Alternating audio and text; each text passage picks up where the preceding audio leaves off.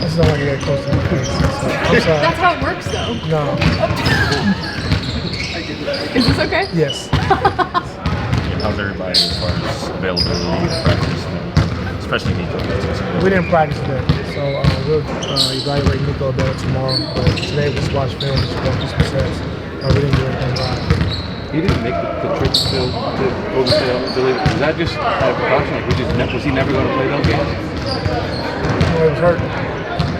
But it wasn't like a day-to-day type thing where he could have had a chance to play in those games? No. Do you have concern that it might bleed into the playoffs at all? I don't know. Having been such a large part of Zay's journey over the last few years, what's it like to see him get such buzz? I mean, external buzz, but internally you can tell the teams are game planning for him differently. Like, what's it like to watch him rise into this new echelon?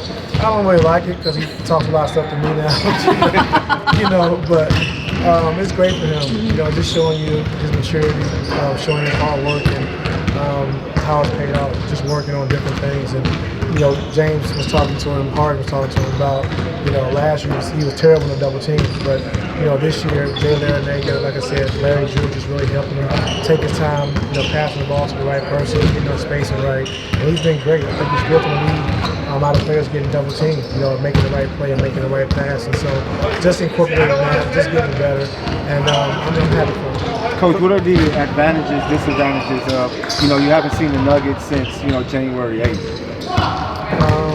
The playoffs is different, so no advantages during the season or, after the season. Just, for us, our mindset's got to be, we know we got to take away from this team. They're dangerous in transition. We can't allow them to have 36 points in transition like we did in Game 3. We can't turn the ball over and things like that. So we know what we got to do, and if we capitalize on that, we should be in good shape. What are the challenges of preparing for a team that a week ago changed their head coach and going into a playoff series against them?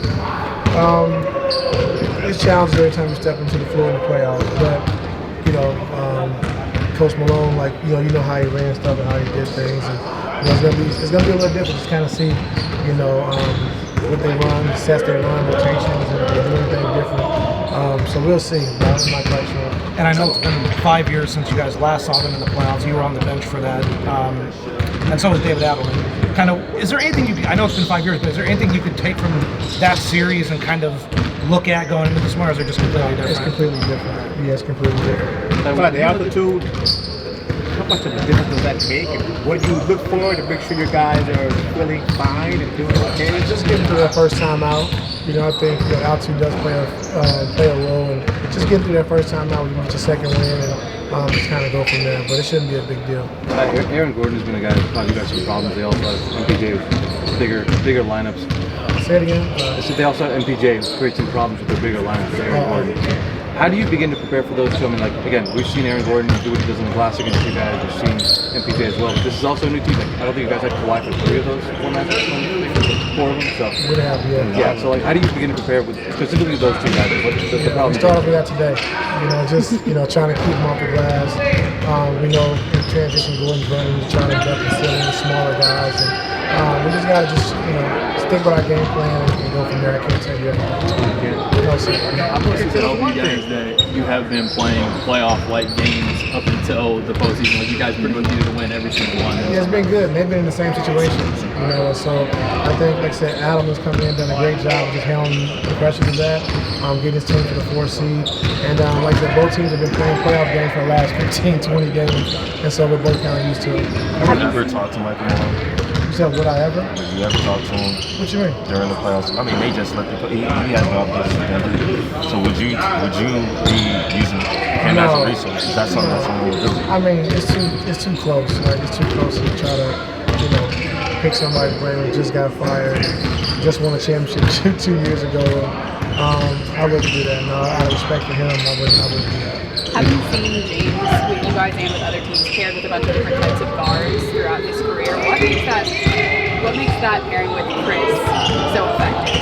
Is it the relief that he can provide defensively? Is it what he does offensively? There's something about the way that they've worked. Yeah, I think, like I said, Chris's defense is important. You have a point of attack defender, so James has one of the point guards. And then 2, if teams are pressuring James, you have somebody who can initiate the offense, gets in our sets, and James doesn't have to give Gordon down throughout the course of the game. Coach, when you get ready for a playoff run, and obviously you've been all the way to the finish line, I know you're focused on your immediate opponent, but does the bigger, larger picture of 4 possible rounds in the playoffs enter into how you handle your lineups and playing time and anything like Just that? the first round. That's it. Coach, a couple years ago, This is the best we've seen Kawhi, in the past 2 or 3 years. Just where's his mental space at, and how confident are you guys knowing that we got our guy at his peak performance? Yeah, we're confident. He's in a great mental space, like you said, just going through everything to get to this point where, at the end of the season he's healthy. And so that's been a while since that happened, and I'm happy for him because he put in the hard work to get to this point. Like I said, along with our medical staff, it has been great, but I'm happy for him. I think What if people the try to advantage simplify- is I think people try to simplify things with Jokic and they say just make him a scorer, don't let his teammates get involved.